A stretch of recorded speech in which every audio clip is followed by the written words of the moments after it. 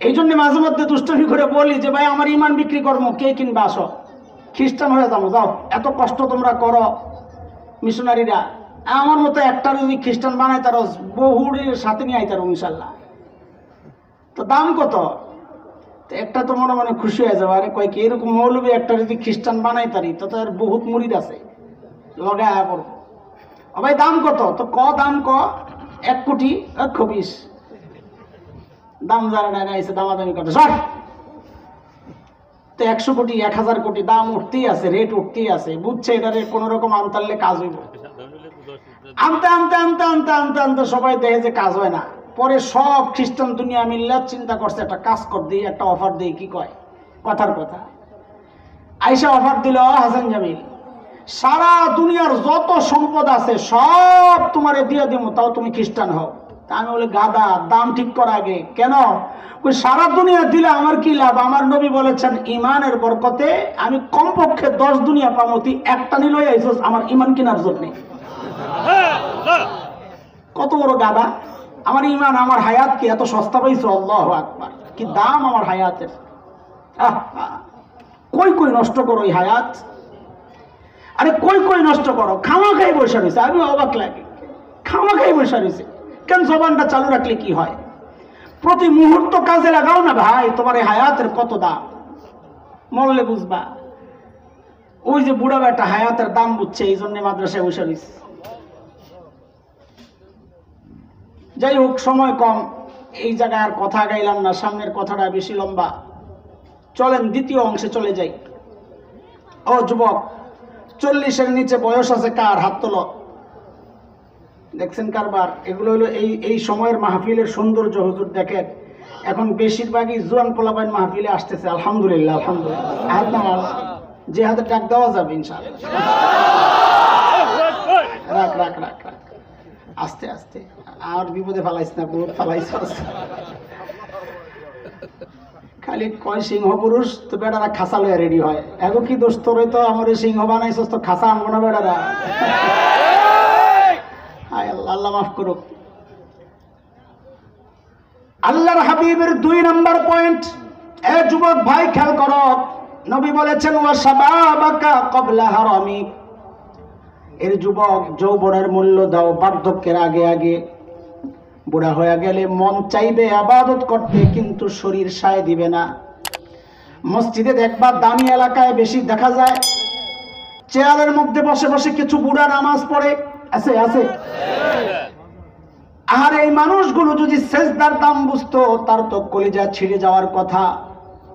কারণ নবী আলাইহিস সালাম বলেছেন ইন্না আকরাবা মা ইয়াকুনুল আবদু মির রাব্বিহি ওয়া হুয়া সাজিদ।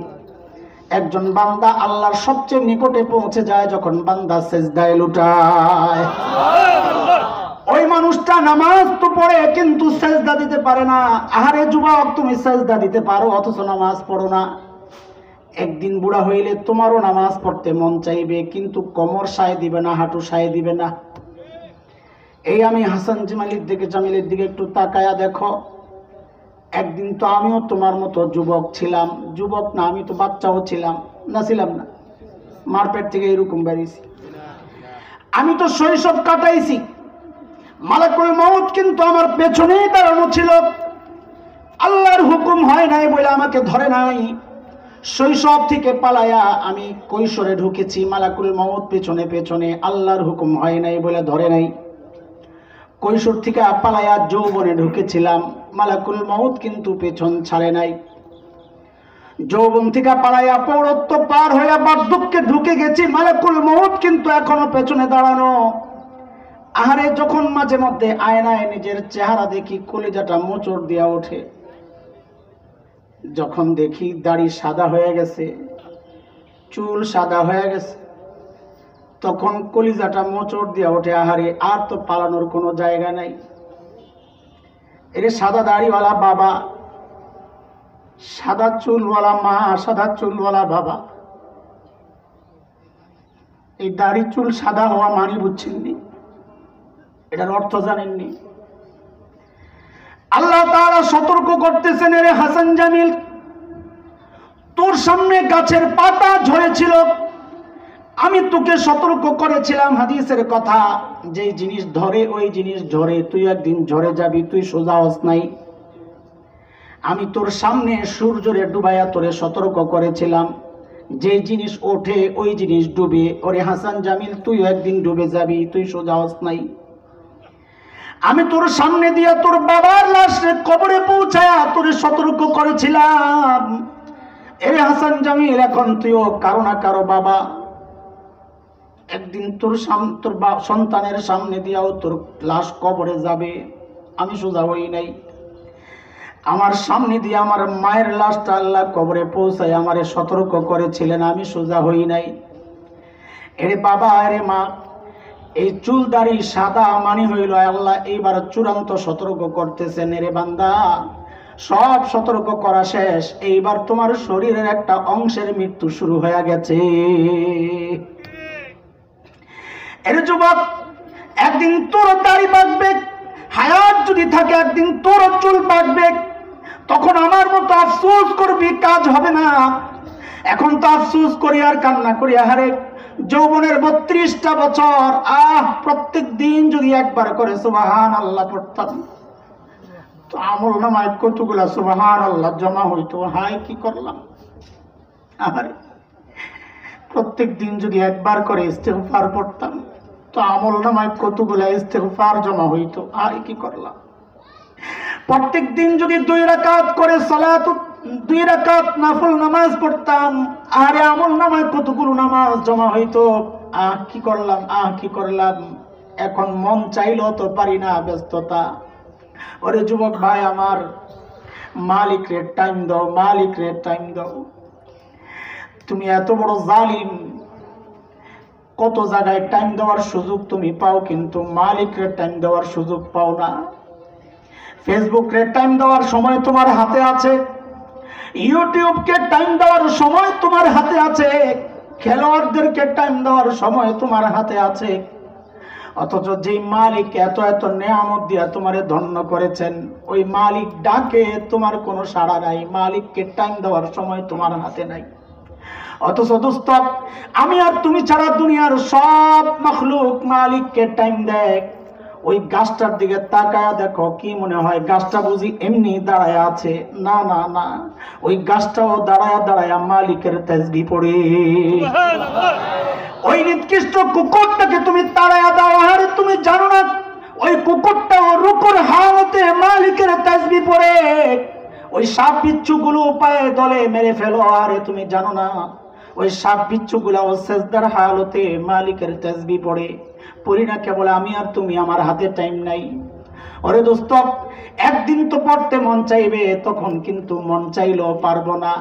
মালিক আমার আর তোমার বিরুদ্ধে অভিযোগ বলতেছেন, আল্লাহ অভিযোগ করতেছেন, এরে আমার বান্দা, কি হয়ে গেল তোর দিলটা এত শক্ত কেন হয়ে গেল? আমার ভয় কেন একটু কাঁপে না তোর দিলটা? চোখ দিয়ে কেন একটু পানি বের হয় না? অথচ তুই একটু পাথরের দিকে তাকায়া দেখ, আল্লাহ অভিযোগ করতেছেন সূরা বাকারায়। মালিক বলেন, বান্দারে তুই একটু পাথরের দিকে তাকায়া দেখ, বহু পাথর এমন আছে আমার ভয়ে তার চোখ থেকে ঝরঝর করে পানি পড়ে।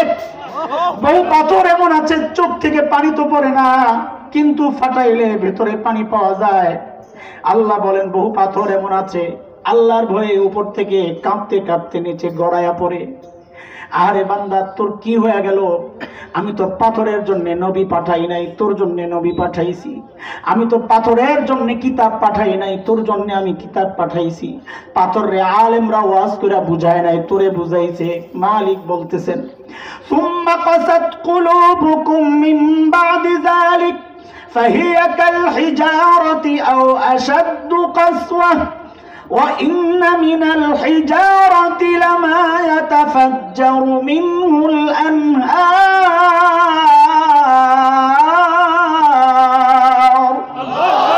وَإِنَّ مِنْهَا لَمَا يَشَّقَّقُ فَيَخْرُجُ مِنْهُ الْمَاءُ وَإِنَّ مِنْهَا لَمَا يَنبِتُ মিন খাশিয়াতিল্লাহ। পাথর থেকে দেখ ঝর্ণার কাছে যায় কেমনে ঝরঝর করে পানি পড়তেছে, আল্লাহর ভয়ে কান্না করে। বহু পাথর এমন আছে ফাটাইলে দেখবেন ভেতরে পানি পাওয়া যায়। বহু পাথর আল্লাহর ভয়ে কাঁপতে কাঁপতে নিচে গড়ায় পড়ে। আল্লাহ অভিযোগ করতেছেন, বান্দারে তোর দিল কেন এত শক্ত? কি ভেবেছিস তুই আমি বুঝি কিচ্ছুই জানি না, কিচ্ছুই দেখি না? না না না, ওয়ামাল্লাহু বিগাফিলিন আম্মা তা'মালুন। রাতের অন্ধকারে তুই কি করছ আমি বান্দা আমি কিন্তু সব জানি। এরে দোস্ত, এরে যুবক, অন্ধকার ঘরে বসে বসে তুমি ফেসবুকে গান দেখো, ইউটিউবে নাচ দেখো, ল্যাংটা ছবি দেখো, আর ভাবো দুনিয়ার কেউ জানে না। মালিক বলেন, বান্দারে দুনিয়ার কারো জানার দরকার নাই। যে চোখ দিয়ে তুই গুনাহ করস ওই চোখ তোর বিরুদ্ধে সাক্ষী দিবে। হেডফোন লাগায় গান শোনার ভাবো দুনিয়ার কেউ জানে না। মালিক বলেন, বান্দারে কারো জানার দরকার নাই। যেই কান দিয়ে তুই গুনাহ করস ওই কান তোর বিরুদ্ধে সাক্ষী দিবে, চামড়া সাক্ষী দিবে, চামড়া। হাত্তা ইযা মা জাউহা শাহিদা আলাইহিম সামউহুম ওয়া আবসারুহুম ওয়া জুলুদুহুম বিমা কানু ইয়ামালুন।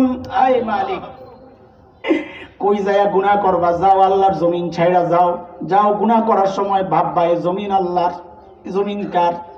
আরে চিল্লা এখন, জমিন কার? আল্লাহর জমিনে থাইকা আল্লাহর নাফরমানি করা যাবে না। কেন? কারণ ওই জমিন তোমার বিরুদ্ধে আল্লাহর আদালতে সাক্ষী দিবে। ইয়াউমা ইযিন তুহাদ্দিসু আখবারা। জমিন কথা বলবে, আল্লাহ আমার উপর দাঁড়ায় দাঁড়ায় গুনাহ করছে, বলে আমি অস্বীকার করবো, বলে কোনো লাভ নাই। হাত সাক্ষী দিবে, পাও সাক্ষী দিবে। আল-ইয়াউমা নাখতিমু আলা আফওয়াহিহিম ওয়া তুকাল্লিমুনা আইদিহিম ওয়া তাশহাদু আরজুলুহুম বিমা কানু ইয়াকসিবুন। হাত বলবে আল্লাহ আমি গুনাহ করছি, পাও বলবে আল্লাহ আমি গুনাহ করছি, আমলনামাও বলবে আল্লাহ এই যে গুনাহ হাজির। এই জন্য কোরআনে কারীমে সূরা কাহফে আসছে, বান্দার সামনে যখন আমলনামা পেশ করা হবে, আহারে দেখাই দিবে চিৎকার, কাঁপতে থাকবে ভয়ে। ووضع الكتاب فترى المجرمين مشفقين مما فيه। ভয়ে থরথর করে কাঁপবে আর চিৎকার করে করে বলবে, মালি হাযাল কিতাব, মালি হাযাল কিতাব লা ইউগাদিরু সগীরা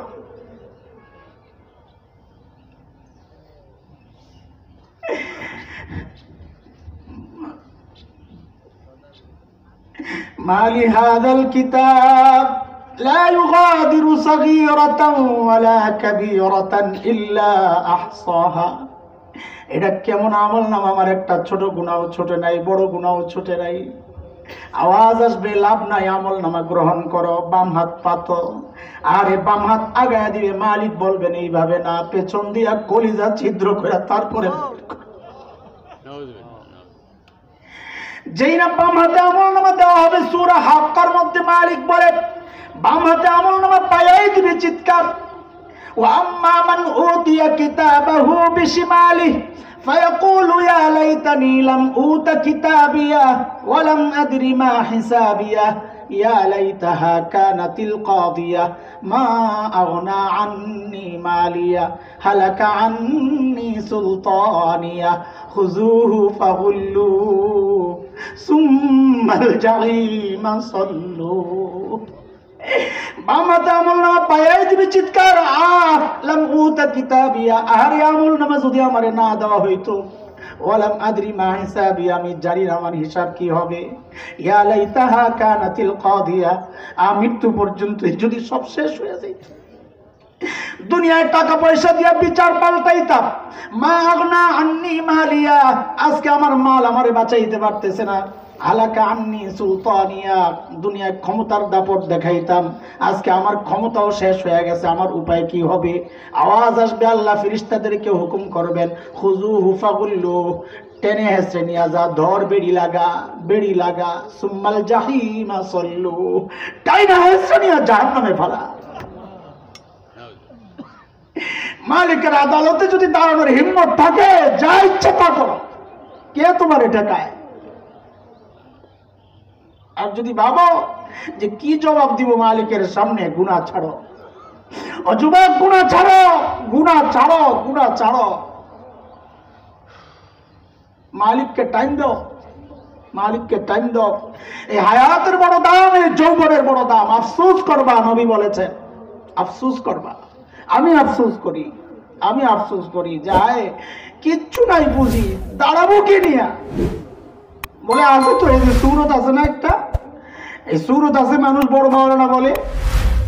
আম্মা জান আয়েশা তিলাওয়াত করতেছিলেন নামাজে, وبدا لهم من الله ما لم يكونوا يحتسبون। আয়াত পড়তেছেন আর কাঁদতেছেন, পড়তেছেন আর কাঁদতেছেন। কেন? কি আছে আয়াতে? এই আয়াতের বক্তব্য হচ্ছে হাসরের মাঠে এমন কিছু প্রকাশ পাবে যা বান্দা চিন্তাও করে নাই। বান্দা নিজেকে চিন্তা করছে আমি বড় পিশাব, হাসরের মাঠে মালিকের সামনে প্রকাশ পাবে শয়তান। বান্দা চিন্তা করেছে আমি হাজি, হাসরের মাঠে প্রকাশ পাবে পাজি। বান্দা চিন্তা করেছে আমি শহীদ, আমি মুজাহিদ, হাসরের মাঠে আল্লাহ বলবেন না, দুনিয়ার মানুষকে খুশি করার জন্য করেছো, যাও পায়া গেছো, এখন জাহান্নামে চলে যাও। আরে ওই ভয়ে তো ভিতরে পীড়া দেয় খালি। আরে দুনিয়ার মানুষ তো জানে একটা, না জানে আসরের মাঠে প্রকাশ পায় আরেকটা। বুজুর্গরা আমল কইরাও থাকতেন আতঙ্কে, আর তুমি আমি না কইরাই নিশ্চিন্তে বসে আছি। বলো, পার পাওয়ার একটা উপায় তো লাগবে। কি দিয়া পার হবা ভাই, কি দিয়া পার হবা বলো? এই জন্য নবী বলেছেন যৌবনের মূল্য দাও, হায়াতের মূল্য দাও, চলে যাবে, চলে যাবে যা নিশ্চিত, কোনো সন্দেহ নাই, কোনো সন্দেহ নাই। সময়কে কাজে লাগান, গল্প আড্ডা যত কম কথা বলা যায়, যত কম কথা বলা যায়, আড্ডার মধ্যে যত কম বসা যায়, মজমায় যত কম বসা যায়, একা একা চুপচাপ থাকবেন, একা একা।